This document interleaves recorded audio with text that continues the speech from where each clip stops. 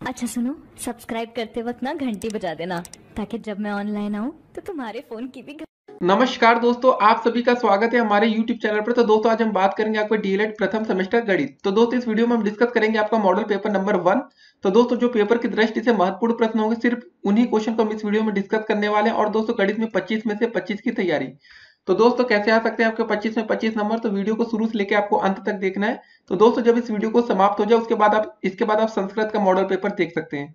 ठीक है, संस्कृत काफी इंटरेस्टिंग सब्जेक्ट है आपके लिए और उसमें बैक भी आती है। तो दोस्तों गणित और संस्कृत इन दो सब्जेक्ट्स में ही आपकी बैक आ सकती है प्रथम सेमेस्टर में। तो विशेषकर आपको इनको अच्छे से पढ़ना है। अगर आप लोग हमारे चैनल पर नए हो तो पहले चैनल को सब्सक्राइब कर लीजिएगा दोस्तों, जिससे आने वाली वीडियो की नोटिफिकेशन आपको सबसे पहले मिले, और इस वीडियो को अधिक से अधिक शेयर करें। तो चलिए दोस्तों वीडियो को शुरू करते हैं। तो दोस्तों आपके पेपर में सबसे पहले बहुविकल्पीय प्रश्न आएगा, ठीक है, जो कि 5 नंबर का पूछा जाता है पेपर में हर बार। तो दोस्तों चलिए देखते हैं पहला क्वेश्चन क्या है आपका, कि किस संख्या में 6 का स्थानीय मान सबसे अधिक है, ये बताना है। तो दोस्तों स्थानीय मान आपको निकालना, तो हमने आपको बता रखा है कि जैसे अगर 1 2 3 ऐसे लिखा है, अगर 2 का स्थानीय मान बताना तो 2 के नीचे एक डंडा खींच दीजिए, 2 लिखे, जितनी संख्या छूट रही है उतना जीरो लगा दीजिए, बस। तो ऐसा ही हो गया। तो आपके सामने यहाँ पर 4 विकल्प दिख रहे हैं, 271.169, ये और ये। तो दोस्तों देखिए 6 का स्थानीय मान सबसे ज्यादा कहाँ पर हो सकता है? अगर यहाँ से आप डंडा खींचेंगे तो यहाँ 6 और 0 ही आएगा खाली। ठीक है दोस्तों, यहाँ डंडा खींचेंगे सिर्फ 6 आएगा, कोई मतलब नहीं। यहाँ खींचेंगे तो 6 और 0। और दोस्तों अगर यहाँ हम डंडा खींचते हैं तो 6 आएगा, 2 बार 1 है तो 2 बार 0 बढ़ जाएगा। तो आपका विकल्प नंबर सा यहाँ पर बिल्कुल करेक्ट आंसर है। देखिए हमेशा जितनी आसान भाषा में आप सीख सके दोस्तों, वो ज्यादा इंपॉर्टेंट होता है, ना कि कठिन भाषा का प्रयोग करके। तभी दोस्तों हम बोलते हैं डंडा खींचे, आसानी से इसका आंसर आप पा सकते हैं। दूसरा प्रश्न दोस्तों, 3/5 प्लस 2/-5 का मान होगा। देखिए दोस्तों नीचे आपका हर दोनों में समान है, तो मतलब सीधे हम कैलकुलेशन कर सकते हैं। तो लिखा है 3 माइनस का 2 है ना दोस्तों, ऊपर -2/5 कर देंगे, कितना आएगा 1/5 आएगा ना घटाने पर। तो बस आपका विकल्प नंबर आ बिल्कुल करेक्ट आंसर है। तो हमेशा आसान भाषा का प्रयोग करना चाहिए दोस्तों, कि बच्चों को समझ में आना चाहिए। तीसरा प्रश्न, 24 80 का कितना प्रतिशत होगा? तो दोस्तों इस प्रश्न में हम करेंगे क्या, 24 80 का बोला गया ना, तो बस 24/80 गुणे 100 कर देंगे, आपका आंसर मिल जाएगा। ठीक है, एक जीरो से एक जीरो कट गया, 8 त्रिक का 24, 10 गुणे 3 होता है 30। तो दोस्तों आपका आ जाएगा ये 30%। समझ गया आपने? देखिए कभी भी अगर कोई चीज परसेंटेज में दी गई, जैसे ये दिया गया 30, तो परसेंटेज जब हम साइन हटाते हैं ना तो नीचे 100 आ जाता, बटा आ जाता। ठीक है, तो ऐसा कुछ होता है, लेकिन हमें खाली यही निकालना था कि 24 आपका 80 का कितने प्रतिशत है, 30 आ गया। तो बस हो गया हमारा, और ज्यादा कुछ नहीं करना है। तो समझ गए ना कैसे निकाला? 24 बोला गया 80 का, तो दोस्तों 80 का बोला गया इसलिए 80 नीचे में गया, ठीक है, भाग में गया। 24/80 गुणे 100, इसलिए हमने ऐसे किया। ठीक है, अब देखते हैं चौथा क्वेश्चन हमारा क्या रहा बहुविकल्पी में। 8m-3b प्लस 3m प्लस का 3b का मान होगा। देखिए दोस्तों जरा यहाँ पर 3b माइनस का, यहाँ पर प्लस का, तो ये कट जाएगा। 8 है दोस्तों, यहाँ पर प्लस का है, यहाँ भी प्लस का है, 8 3 11 ये। तो दोस्तों विकल्प नंबर सा आपका बिल्कुल यहाँ पर करेक्ट आंसर है। तो इस क्वेश्चन को टिक करेंगे और एक नंबर अपना लेंगे। पांचवा क्वेश्चन दोस्तों हमारा बहुत ही अच्छा क्वेश्चन, 13 की अनुवर्ती संख्या बताना है, प्राकृतिक संख्या। ठीक है, तो यहाँ पर तो सभी प्राकृतिक संख्या दे रखा है, चाहे पहला दूसरा तीसरा चौथा। अनुवर्ती का मतलब होता है दोस्तों बाद का। 13 के बाद क्या आता है? 14 आता है, बस सा नंबर बिल्कुल सही है। अगर आपसे पूर्ववर्ती पूछता है तो 13 के पहले क्या आता है? 12 आता है। पूर्ववर्ती में आपका हो जाएगा 12 और पूर्ववर्ती ना। ठीक है, तो समझ जाइए दोस्तों, हमने बोल दिया है, राइटिंग में मत जाइए। तो दोस्तों अगर देखिए ये 5 क्वेश्चन हो गए हमारे, और जिन बच्चों ने 5 में 5 के आंसर दिए तो समझ लीजिए वो बच्चे 5 में से 5 नंबर पेपर में स्कोर कर जाएंगे। देखिए दोस्तों हम हर वीडियो में आपको एक बात बताते हैं, अगर आप प्रथम सेमेस्टर में, तो आपके लिए एक बहुत जरूरी चीज होती है, गणित में बच्चों की बैक बहुत ज्यादा आती है। रीजन क्या होता है? 12 नंबर आपको पासिंग नंबर लाने होते हैं 25 में से। अगर आप दोस्तों पहले 5 में से 5 नंबर ले आते हैं, तो ये तो हमने आपको सॉल्व करके भी बता दिया। अगर आपको पेपर में सॉल्व नहीं कर पाते तो थोड़ा बहुत अगर आस पास थोड़ी बहुत ताक झाक हो जाती है, तो कोशिश करिएगा दोस्तों कि इन 5 नंबर में कभी गलती मत करिएगा। सिर्फ आपको टिक करना रहेगा, वहां लिखना रहेगा पेपर में कि ये वाला विकल्प होगा। तो इतना उम्मीद दोस्तों हम आपसे कर सकते हैं कि आप लोग बिल्कुल सही लिख कर आएंगे। और एक चीज और बता दें दोस्तों, वहां पर किसी का ऐसा नहीं होगा बुकलेट नंबर ABCD करके नहीं रहता कि सभी बच्चों का विकल्प आगे पीछे होगा, बिल्कुल सेम पेपर सबका होगा। तो थोड़ी बहुत होशियारी कर जाइएगा तो कभी बैक नहीं आएगी मैथ में। अब देखते हैं अगला प्रश्न, अति लघु उत्तरीय प्रश्न। ये 206 क्वेश्चन आपके अति लघु उत्तरीय के आते हैं पेपर में, तो एक एक नंबर के 6 क्वेश्चन। पहला प्रश्न देखते हैं, यदि किसी वर्ग की एक भुजा 6 सेंटीमीटर है तो उसका क्षेत्रफल, देखिए दोस्तों वर्ग का क्षेत्रफल का होता है फार्मूला भुजा का स्क्वायर, तो भुजा आपकी 6 थी तो क्षेत्रफल हो जाएगा 6 का स्क्वायर मतलब 6 गुणे 6 बराबर 36। ठीक है, अब देखिए बुक में भी गलती होती है, भुजा का क्षेत्रफल 36 तो आ गया, लेकिन दोस्तों यहाँ पर आएगा सेंटीमीटर का स्क्वायर, ठीक है, या वर्ग सेंटीमीटर आप लिखेंगे। ये गलती अगर आपने पेपर में करके आ गए ना तो 1 नंबर का क्वेश्चन है, आधा नंबर एग्जामिनर आंख बंद करके काट लेगा, आप कुछ नहीं कर पाएंगे। तो कभी भी यूनिट लिखना मत छोड़ना। अगला क्वेश्चन दोस्तों हमारा क्या रहा है, x प्लस 5 का होल स्क्वायर का मान हमें ज्ञात करना है। तो दोस्तों आपने एक फार्मूला पढ़ रखा होगा, इसको हम बता देते हैं, a प्लस बी का होल स्क्वायर, सभी बच्चे ने पढ़ा होगा, भूल गए हो बात अलग है।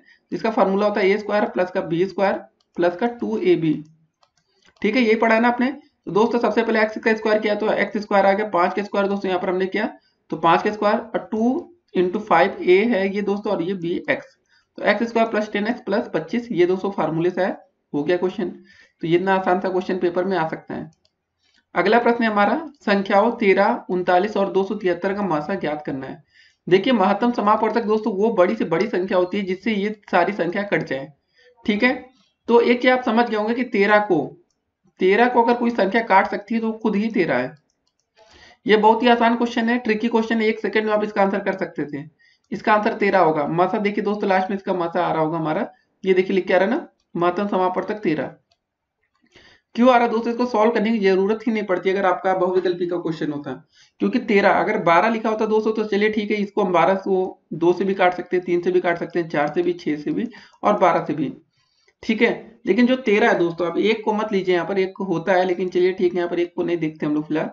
तो 13 में दोस्तों आप समझ गए होंगे 13 जो संख्या कटेगी या तो सिर्फ 13 से कटेगी और कोई संख्या तो है नहीं एक के अलावा। तो दोस्तों चलिए इसका हम प्रोसेस देख लेते हैं कि ये क्वेश्चन आखिर हुआ कैसे। सबसे पहले दोस्तों 13 था, 39 में भाग करके देखा दोस्तों, 13 या 39, मतलब दोस्तों अगर 13 से 39 कट गया तो मतलब साफ है कि 13 से 13 कटता ही 39 भी कट गया। उसके बाद दोस्तों हम 13 को दोबारा ट्राई कर लेते हैं 273 से, अगर दोस्तों 273 में 13 का भाग चला जाता है तो मतलब साफ है कि इसका महत्तम समापवर्तक 13 ही होगा। तो 13 दूनी 26 दोस्तों, एक बचा 3 आया, ठीक है, 13 कम 13 कट गया, तो दोस्तों इसका मासा ऐसे हम निकाल सकते हैं। अब अगला प्रश्न दोस्तों हमारे पेपर में आ सकता है कि समीकरण ऐसा कुछ दे सकता है पेपर में जिसको आपको बोला गया हल करो।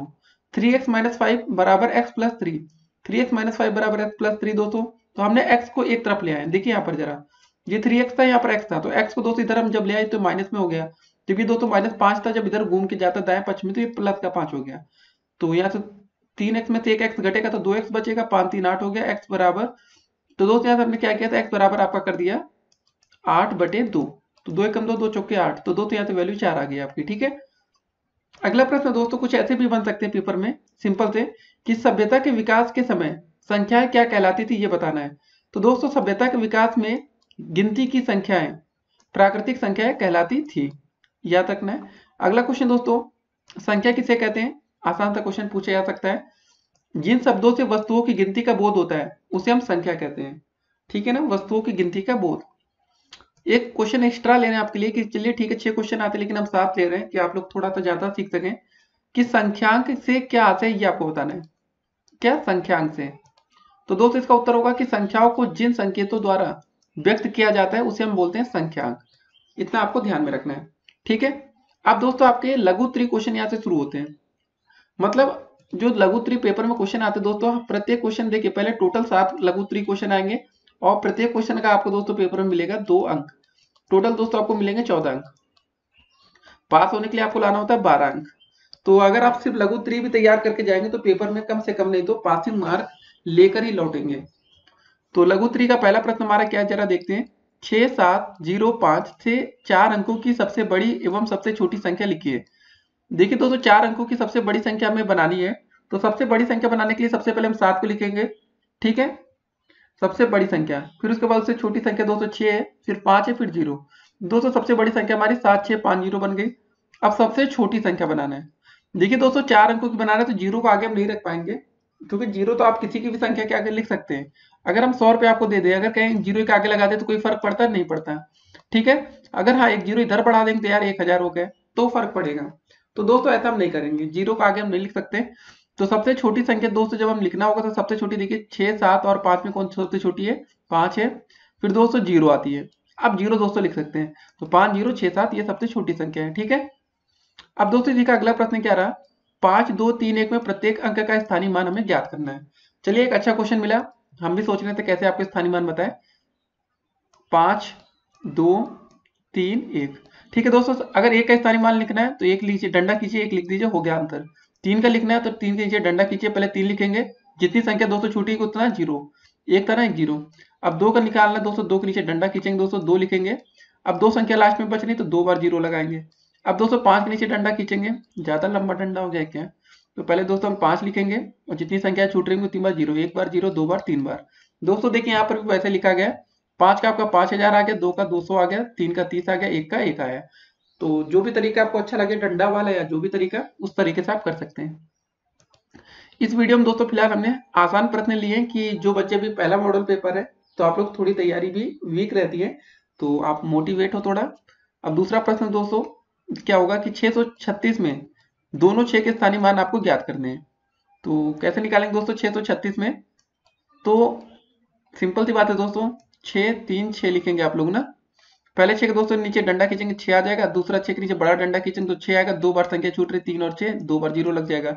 तो दोस्तों एक 6 का 6 आ गया, दूसरे का 600 आ गया। आसान क्वेश्चन लग रहा है। अगला प्रश्न दोस्तों 3, 3, 3, 4 में 3 के विभिन्न स्थानीय मानों का योगफल ज्ञात करना है। देखिए ऐसा क्वेश्चन पेपर में आता है, कभी योगफल, कभी गुणनफल, कभी घटाना, कभी कुछ, कभी कुछ। तो कैसे करेंगे, कितनी बार 3 है दोस्तों, 1, 2, 3 फिर 4 लिखा है। पहला दोस्तों 3 का स्थानीय मान निकाला, डंडा खींचे, 3 लिखे, 4 एक संख्या लास्ट में है ना तो एक 0 लगा देंगे, फिर 3 के नीचे डंडा खींचेंगे, 3, 2 संख्या छूटे तो 2 बार 0, फिर दोस्तों 3 के नीचे बड़ा डंडा, 3 संख्या छूटे तो 3 बार 0।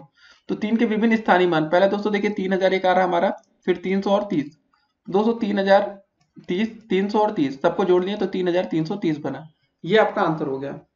ठीक है, अगला प्रश्न दोस्तों हमारा क्या बन सकता है कि 545 में प्रयुक्त प्रथम 5 तथा द्वितीय 5 के स्थानीय मानों में हमें अंतर ज्ञात करना है। पहले 5 का स्थानीय मान दोस्तों क्या हो जाएगा, देखिए फिर से हम बता देते हैं, 545 इस बार है। तो दोस्तों पहले 5 के नीचे डंडा खींचेंगे, 5 आ जाएगा, फिर दूसरे 5 के नीचे 2 संख्या छूट रही तो 2 बार 0।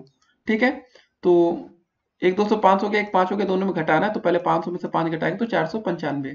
ठीक है, ये हो गया आपका उत्तर। अगला प्रश्न दोस्तों, निम्नलिखित को रोमन संख्याओं में किस प्रकार लिखेंगे ये बताना है। तो दोस्तों अगर 69 को रोमन संख्या में लिखना है तो कैसे लिखेंगे, और आपका 98 को कैसे लिखेंगे। सबसे पहले दोस्तों अगर हम देखें तो अगर हमें 69 को लिखना है तो क्या करेंगे, 69 को देखिए दोस्तों हम समझाते हैं आपको। 69 को हम ऐसा लिखेंगे कि 60 प्लस 9, क्यों दोस्तों हमने ऐसा लिखा पहले बता रहे हैं। फिर उसके बाद दोस्तों 60 को हम लिख सकते हैं 50 प्लस 10, ठीक है, प्लस का आपका 9।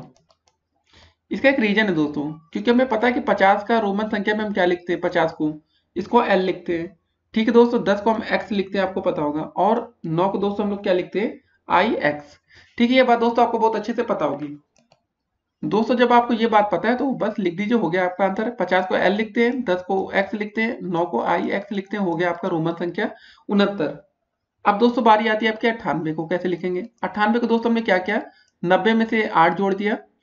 ठीक है दोस्तों, और उसके बाद दोस्तों 90 को क्या लिख सकते हैं, 100 में से 10 घटा दें तो 90 ही आएगा ना, फिर प्लस का 8। तो दोस्तों हमको एक चीज पता है कि हम रोमन संख्या में 100 को क्या लिखते हैं, 100 को दोस्तों हम लोग लिखते हैं सी, और 10 को लिखते हैं एक्स। तो दोस्तों यहाँ इसमें थोड़ा उल्टा होता है, यहाँ हो जाएगा एक्स सी, और 8 को दोस्तों हम लोग क्या लिखते हैं, वी ट्रिपल आई करके ना, ऐसे करते हैं ना, 3 बार आई करके, हो गया। ठीक है, तो ऐसे ही हो जाएगा आपका 98 का रोमन संख्या। तो दोस्तों हमने इसकी फिलहाल पूरी वीडियो बना रखी है 2 घंटे वाली, तो आप उसको देख सकते हैं। इस वीडियो के बाद अगर आप चाहें तो पूरी लघु उत्तरीय प्रश्नों की पूरी प्रॉपर वीडियो हमने आपके लिए बना रखा है। अब दोस्तों देखते हैं आज का अंतिम प्रश्न, जो पेपर में 2 नंबर का पूछा जा सकता है। अच्छा क्वेश्चन है कि एक कारखाने में प्रत्येक दिन 750 साइकिलें तैयार होती हैं। तो दोस्तों हर दिन मतलब एक दिन में आप लोग कितनी साइकिल बनाते हैं, 750 साइकिल।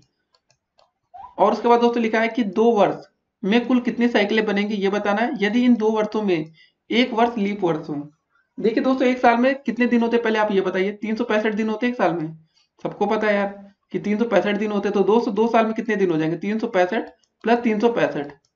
लेकिन दोस्तों बोला गया कि इन 2 वर्षों में एक वर्ष लीप वर्ष हो, तो दोस्तों लीप वर्ष में संख्या कितनी होती है, 366, तो एक में एक और जोड़ लेंगे। तो दोस्तों जरा सबको जोड़ देते कितना होगा। ये तरीका भी सही है दोस्तों, लेकिन आप हम चाह रहे हैं डायरेक्ट ही आपको आंसर मिले।